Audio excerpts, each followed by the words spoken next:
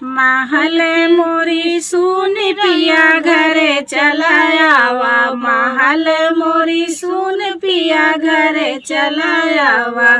पहला संदेशा सास मोरी भेजिन, पहला संदेशा सास मोरी भेजिन।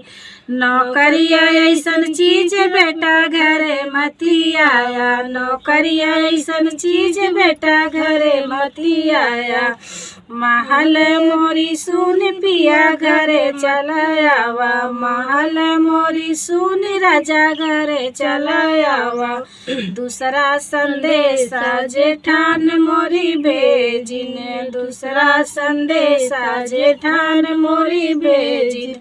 शहर के सुख चैन देवर घरे मती आया, शहर के सुख चैन देवर घरे मती आया।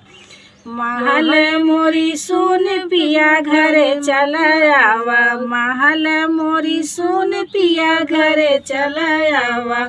तीसरा संदेशा ननद मोरी भेज, तीसरा संदेशा ननद मोरी भेजिन। रुपया ऐसन चीज भैया घरे मती आया, रुपया ऐसन चीज भैया घरे मती आया। महल मोरे सुन पिया घरे चलायावा, महल मोरी सुन राजा घरे चलायावा।